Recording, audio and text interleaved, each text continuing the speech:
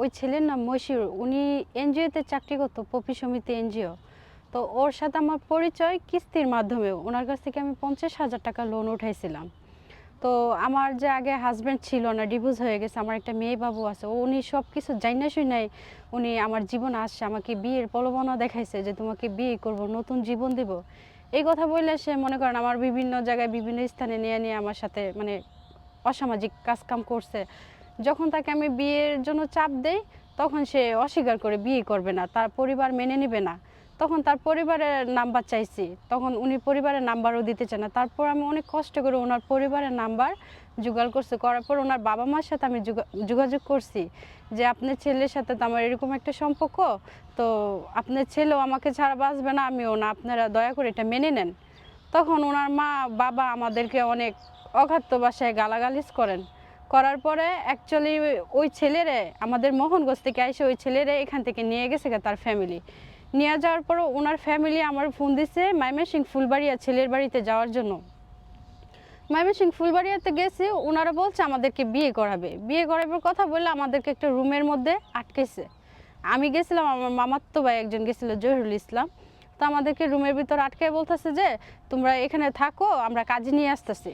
এই কথা বললে ওনারা বাহিরে যায় কোথাকার মানে কয়েকজন লোক নিয়ে আসে, আইনে বলতেছে ইস্টামে সিগনেচার করো, ইস্টামে সিগনেচার করো, তোমার সাথে মশিউরের বিয়ে হবে না। পরে এই বিষয়টি নিয়ে তাদের প্রস্তাবে রাজি হয়ে না দেখে আমাদেরকে অনেক মারধর করে আর বিভিন্ন হুমকি টুমকি দিতেছে। তারপরে বলতেছে তুমি যদি ইস্টামে সাইন না করো তাহলে তোমাদেরকে দুনো ভাই বোনরে মাদক দিয়ে ধরায় দেবো। তখন মনে করেন এক জায়গা থেকে যেহেতু আরেক জায়গায় গেছি, বিষয়টা তো একটু অন্যরকম।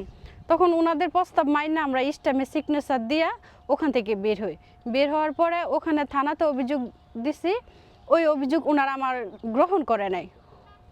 ওই অভিযোগটা ওনারা গ্রহণ করে নাই। গ্রহণ না করার পরে আমি নেত্রকোনা কোর্টে চলে যাই, আমার কাছে যেগুলো প্রমাণ ডকুমেন্টস ছিল এটি নিয়ে। তারপর ওনারা যে আমার আটকায় যে ওই যে স্টাম্পে সিগনেচার নিছে, এই স্টাম্প নিয়ে আমি নেত্রকোনা কোর্টে গেছি। যাওয়ার পরে আমি আইনের সহযোগিতা নিছি, নেওয়ার পরে এই মামলাটা আমার এফআইআর দিকে নিছে।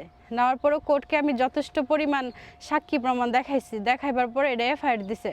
এফআইআর দেওয়ার পরে এটা মোহনগঞ্জে থানায় গেছে, এটা তদন্ত অবস্থায় আছে।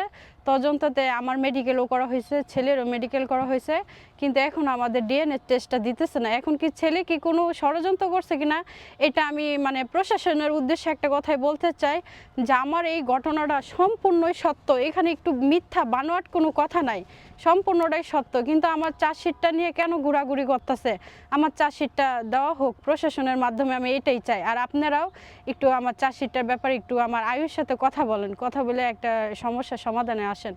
আর ছেলের পরিবাররা আমার বিভিন্নভাবে হুমকি দিতেছে। আমার এই বিষয়টা ভাইরাল হওয়ার পরে ওনারা যেখানেই পাচ্ছে মোবাইলে ইমুতে বিভিন্ন নাম্বারে আমার ফোন দিতেছে, যেখানে পাবে মাইরে ফেলাবে। আমি আসলে এখন মানে আমি নিরাপত্তাহীন ভুগতেছি। আমি আজকে আমার বোনের বাড়ি 2 দিন থাকতেছি, মানে এক এক জায়গায় আমি 2 দিন করে থাকতেছি, আমি কোনো জায়গায় আমি থাকতে পারতেছি না। ওর জন্য আজকে আমার আত্মীয় স্বজনের কাছে মুখ দেখাইতে পারতেছি না। আমার একটা মেয়ে আছে, মেয়ের সাথেও আমি যোগাযোগ করতে পারতেছি না। তো আমি দেশবাসীর কাছে একটা কথাই বলতে চাই, সব মেয়েরাই তো আর বাটপাড়া সিটার না। আমি সত্যিকারই বলতেই মানে প্রতারণার হাতে পড়ে গেছি। ও যদি আমার বিয়ে করতো,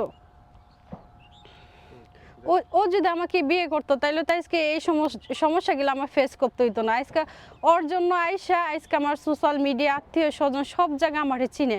এখন আমি দেশবাসীর কাছে, প্রবাসীদের কাছে, তারপরে হচ্ছে যে আপনার প্রশাসনের উদ্দেশ্যে একটা কথাই বলতে চাই, আমি আমার এটা সঠিক বিচার চাই।